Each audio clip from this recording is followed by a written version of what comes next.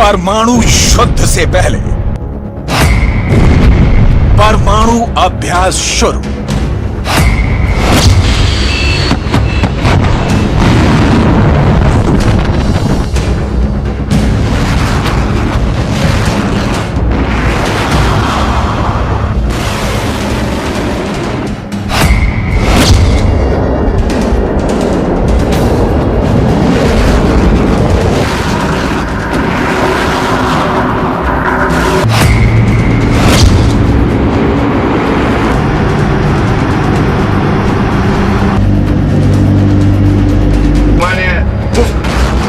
रूस के atom bomb निकल गए हैं।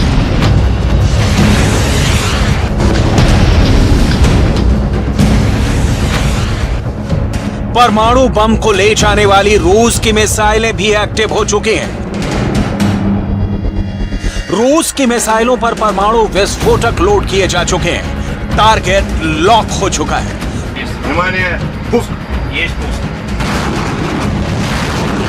पूरे यूक्रेन में हाई अलर्ट हो चुका है। यूक्रेन के सारे एयर डिफेंस 24 घंटे एक्टिव कर दिए गए हैं। यूक्रेन के हर जवान की नजर यूक्रेन के आसमान पर है। रूस ने वीडियो भी रिलीज कर दिया है। पुतिन ने खुद बैठकर रूस के परमाणु अभ्यास की निगरानी की है। रूस के सुप्रीम कमांडर पुतिन की तस्वीरें भी जारी कर दी गई हैं। पहली बार पुतिन का रौद्र रूप देखने को मिला है। किम जोंग उन वाले स्टाइल में पुतिन ने खुद परमाणु विस्फोट का निरीक्षण किया है। आखिर पुतिन ने परमाणु अभ्यास करवाकर वीडियो क्यों रिलीज कर रहा है? इन तस्वीरों के पीछे की मंशा आखिर क्या है? क्यों पुतिन ने यह फैसला लिया है? सब आपको बताने वाले हैं। पुतिन के इस फैसले ने अमेरिका को चौंका दिया है और खुद बाइडेन को सामने आकर रूस का काउंटर करना पड़ा है। पुतिन की धमकियों ने अमेरिका को इस तरह डरा दिया है कि अमेरिका ने परमाणु बम से बचाने वाली गोलियां 2388 करोड़ में खरीदी हैं। लेकिन इसके साथ ही पुतिन ने एक और चाल चली है। ऐसी चाल कि अमेरिका में बाइडेन के खिलाफ ही बगावत हो रही है और ज़ेलेंस्की की बेचैनी बढ़ती जा रही है। आखिर क्यों? एक ही हफ्ते में 2 बार अमेरिका और रूस के रक्षा मंत्रियों के बीच बात हुई है। पुतिन के दिमाग में यूक्रेन को अलग थलग करने का नया गेम आखिर क्या चल रहा है? सारे सवालों का जवाब देंगे। लेकिन सबसे पहले बात करेंगे अमेरिका और रूस के बीच चल रही परमाणु हमले की धमकियों के माइंड गेम की। सबसे पहले सुनिए अमेरिका के राष्ट्रपति जो बाइडेन की यह धमकी। I spent a lot of time today talking about that. Let me just say, Russia would be making an incredibly serious mistake if we're to use a tactical nuclear weapon. I'm not guaranteeing you that it's a false flag operation yet. We don't know. But it would be a serious, serious mistake. ये Biden की पहली धमकी नहीं है। 1 महीने पहले भी एक इंटरव्यू में बाइडेन पुतिन को परमाणु हमले के मुद्दे पर धमकी दे चुके हैं। Ukraine succeeds on the battlefield. Vladimir Putin is becoming embarrassed and pushed into a corner. And I wonder, Mr. President, what you would say to him if he is considering using chemical or tactical nuclear weapons. Don't. It will change the face of war unlike anything since World War II. And the consequences of that would be what? What would the U.S. response be? Do you think I would tell you if I knew exactly what it would be? Of course I'm not going to tell you. It'll be consequential. They'll become more of a pariah in the world than they ever have been, and depending on the extent of what they do will determine what response would occur. लेकिन Putin ने Biden की सारी धमकियों को नजरअंदाज करते हुए परमाणु अभ्यास करने का फैसला ले लिया है। याद करने वाली बात यह है कि 24 फरवरी को जब रूस ने यूक्रेन पर हमला किया था, तब सैन्य अभ्यास को ही बहाना बनाकर यूक्रेन के बॉर्डर पर आर्मी को इकट्ठा किया गया था और फिर अचानक हमला बोल दिया गया। और अब एक बार फिर रूस ने न्यूक्लियर ड्रिल शुरू की है। तो क्या आगे पुतिन परमाणु हमला कर देंगे? इसी डर ने पूरी दुनिया को डरा रखा है। रूस ने यूक्रेन पर 2 दिन पहले डर्टी बम के इस्तेमाल की प्लानिंग करने के आरोप भी लगाए थे। इस आरोप के बाद रूस की सेना हाई अलर्ट पर है। ट्रंप तो पहले ही कह चुके हैं कि अमेरिका बातचीत शुरू करने का माहौल बनाए। नहीं तो कभी भी एटमी हमलों से पूरी दुनिया खत्म हो सकती है। We must demand the immediate negotiation of a peaceful end to the war in Ukraine, or we will end up in World War III and there will be nothing left of our planet, all because stupid people didn't have a clue. They don't understand what they're dealing with, the power of nuclear. America के लोग इस वक्त इतने डरे हुए हैं कि परमाणु हमले की रेडिएशन से बचाने वाली पोटेशियम की गोलियां खरीद रहे हैं। 2 अक्टूबर 2022 को अमेरिका की सरकार ने 2389 करोड़ रुपए की आयोडीन दवा खरीदने का ऐलान कर दिया। पुतिन के एक बयान के बाद अमेरिका के लोगों में और भी ज्यादा घबराहट फैल चुकी है।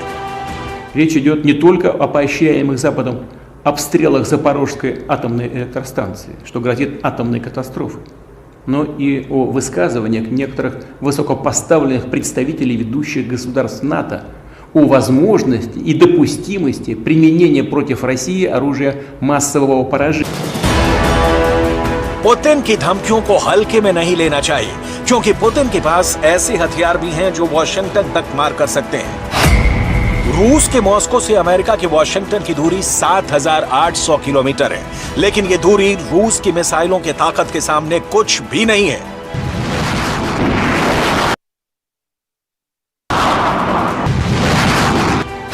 जैसे RS-36 सैटर्न मिसाइल की रेंज सबसे ज्यादा 16,000 किलोमीटर है। RS-28 सरमत की रेंज 10,000 किलोमीटर से भी ज्यादा है। इसके अलावा भी पुतिन ने एक और चाल चली है। अमेरिका, ब्रिटेन, फ्रांस और नाटो के देशों ने रूस पर आर्थिक प्रतिबंध लगाए थे, इसलिए कि रूस की अर्थव्यवस्था कमजोर हो जाए और खुद पुतिन को ही रूस के अंदर इस्तीफा देना पड़ जाए। लेकिन इससे पुतिन की अर्थव्यवस्था और ज्यादा मजबूत हो गई, क्योंकि भारत और चीन ने रूस से सस्ता तेल खरीदने का फैसला कर दिया। अब हालत यह है कि पुतिन के लिए गड्ढा खोदने के चक्कर में बोरिस जॉनसन की कुर्सी जा चुकी है। लिज ट्रस 2 महीने भी प्रधानमंत्री नहीं रह सकी और अमेरिका के अंदर बाइडेन के खिलाफ भी बगावत शुरू हो चुकी है। अंतर्राष्ट्रीय कूटनीति में पुतिन की चालों का मुकाबला कोई नहीं कर सकता है। दरअसल बाइडेन की ही पार्टी डेमोक्रेट्स के 30 सदस्यों ने बाइडेन के विरोध में चिट्ठी लिखी। चिट्ठी में लिखा गया कि बाइडेन यूक्रेन में युद्ध को खत्म करवाएं। 24 अक्टूबर को लिखी इस चिट्ठी में बाइडेन को सलाह दी गई कि रूस से बातचीत शुरू की जाए। इस चिट्ठी ने ज़ेलेंस्की को बहुत ज्यादा बेचैन कर दिया, क्योंकि अगर युद्ध विराम हो गया तो लुहांस्क, डोनेट्स्क, खेरसोन और ज़ैपोरिज़िया में रूस का कब्जा अस्थायी हो जाएगा। क्राइमिया पर तो पहले से ही रूस का कब्जा है और यही वजह है कि पुतिन अपना टारगेट पूरा कर चुके हैं और वो चाहते हैं कि अब युद्ध विराम हो जाए और शांति की बात की जाए। इसलिए सिर्फ 1 हफ्ते के अंदर ही पुतिन के इशारों पर रूस के रक्षा मंत्री ने 2 बार अमेरिका के रक्षा मंत्री से फोन पर बात की है और यही वजह है कि ज़ेलेंस्की काफी परेशान हो रहे हैं, क्योंकि अगर रूस और अमेरिका के बीच कोई साठगांठ हो गई है तो यूक्रेन जंग में अकेला पड़ जाएगा और लुहांस्क, डोनेट्स्क, खेरसोन और ज़ैपोरिज़िया के इलाके हमेशा के लिए उससे अलग हो जाएंगे। लेकिन जब तक कोई समझौता नहीं हो जाता, पुतिन का सारा फोकस खेरसोन की लड़ाई पर लगा हुआ है। Сейчас, когда мы столкнулись и с необходимостью решать более быстрыми темпами вопросы, связанные с обеспечением специальной военной операции и связанные с борьбой с теми ограничениями в сфере экономики, с которыми мы столкнулись. पुतिन खेरसोन के हालात को लेकर काफी चिंता में है। इसकी वजह है यूक्रेन से आ रहे तमाम वो वीडियो जिसमें रूस के सैनिकों पर जबरदस्त हमले दिखाए जा रहे हैं। जैसे ये वीडियो डोनेट्स्क का है, जहां रूस के सैनिकों को ले जाने वाली BTR-82A को काफी ऊंचाई से टारगेट करके यूक्रेन की फौजों ने उड़ा दिया। साफ है कि डोनेट्स्क के अंदर भी रूस की फौजों पर यूक्रेन का दबाव बढ़ रहा है। और ये तस्वीर देखिए, कैसे एक हवाई हमले के बाद हुए धमाकों ने रूस के सैनिकों को तितर-बितर कर दिया और वो भागने पर मजबूर हो गए। ये युद्ध भूमि से आ रही एकदम अनकट और डायरेक्ट तस्वीरें हैं जो हम आपको दिखा रहे हैं। ये वीडियो भी यूक्रेन की एक न्यूज एजेंसी ने जारी किया है, जिसमें रूस के सैनिकों पर बम फेंकते हुए दिखाया गया है और इस वीडियो को भी यूक्रेन के ट्विटर हैंडल से ही जारी किया गया है, जिसमें दावा किया गया है कि रूस के सैनिकों को पुलिस की पेट्रोलिंग के दौरान पकड़ा गया। और यही वजह है कि रूस अब जल्द से जल्द समझौता करना चाहता है और इसके लिए उसकी रणनीति भी बहुत साफ है। पहले वो परमाणु हमले का खौफ बनाएगा, यूक्रेन के लोगों को इस बात का एहसास कराएगा कि बचे हुए यूक्रेन को बचाने के लिए ये जरूरी है कि लुहांस्क, खेरसॉन, डोनेट्स्क और ज़ेपोरिज़िया को रूस को ही सौंप दिया जाए और फिर शांति वार्ता की मेज पर लाकर ज़ेलेंस्की को और अपमानित किया जाएगा ताकि यूक्रेन के लोगों के अंदर भी ज़ेलेंस्की को विलन साबित किया जा सके और पुतिन का असली मकसद पूरा हो जाए।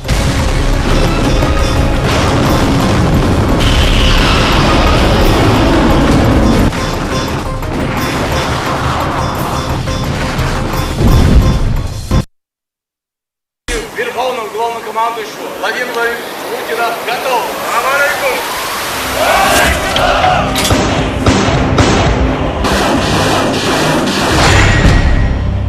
चेचन कमांडर कादिरव का सनसनीखेज ऐलान।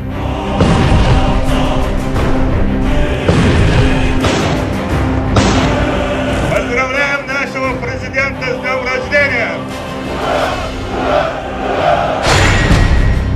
यूक्रेन जंग को दिया बिग जिहाद करार।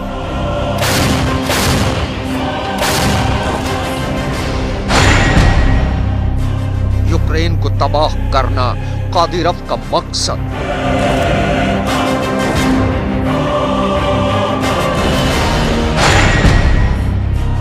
जंग में कत्लेआम कादिरव का मिशन।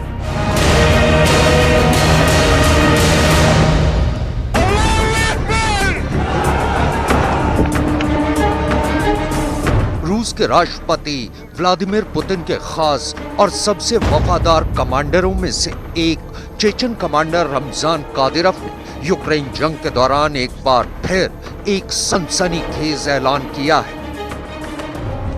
ऐलान जंग में कत्लेआम मचाने का। दरअसल कमांडर कादिरव का कहना है कि जिस तरह रूस की सेना यूक्रेन के शहरों और उसकी फौज को निशाना बना रही है वो जंग जीतने के लिए नाकाफी है, लिहाजा वो रूसी सेना की रणनीति से नाखुश है।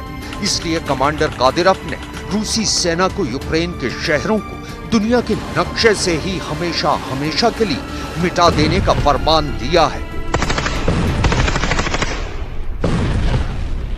Крайне недоволен сегодняшней ситуацией. Есть люди, которые командуют наверху, они больше его понимают, чем я, больше видят. Но я тоже имею свою долю в этом государстве, как доброволец. चेचन कमांडर रमजान कादिरव के इस एक बयान का सीधा सा मतलब ये निकलता है कि राष्ट्रपति पुतिन का ये खूंखार कमांडर यूक्रेन के जंगे मैदान में कत्लेआम चाहता है। दरअसल जो लोग कमांडर कादिरव को जानते हैं उनका कहना है कि कादिरव यूक्रेन के शहरों को नेस्त नाबूद नहीं बल्कि उनके नामो निशान को हमेशा हमेशा के लिए मिटा देने की ख्वाहिश रखता है। सिर्फ इतना ही नहीं, कादिरव ने टेलीग्राम चैनल पर अपने एक बयान में एक ऐसा ऐलान किया है जो अमेरिका और नेटो की परेशानी बढ़ा सकता है। दरअसल कादिरव ने यूक्रेन जंग को जिहाद करार देते हुए दुनिया के मुस्लिम समुदाय से इस जंग में अमेरिका और यूरोप के खिलाफ शामिल होने की अपील की। यानी अब राष्ट्रपति पुतिन का ये खतरनाक कमांडर डर्टी टैक्टिक्स का इस्तेमाल भी कर रहा है। Это большой джихад. Это большой джихад, в который мы все должны участвовать. И мы не остановимся. Мы будем убивать их, где бы они находились. Какая разница, кто им помогает, Америка что-то, или Европа. Вы вообще о чем вы беспокоены? Что у них разве есть столько возможностей? Столько сил, средств нет у них.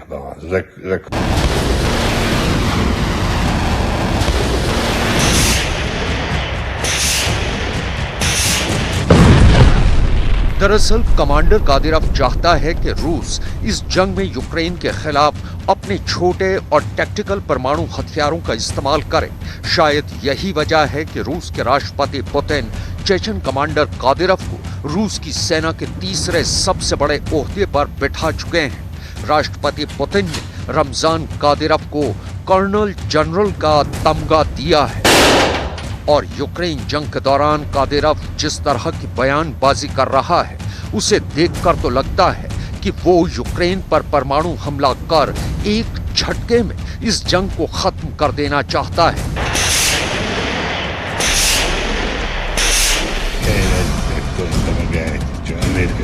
टेलीग्राम चैनल पर दिए अपने बयान में रमजान कादिरोव ने यह भी ऐलान किया है कि खेरसोन और ज़ेपोरिजिया ही नहीं बल्कि कीव, खार्किव और ओडेसा समेत तमाम यूक्रेन पर सिर्फ और सिर्फ रूस का ही हक है और वो यूक्रेन पर किसी भी कीमत पर कब्जा करेगा।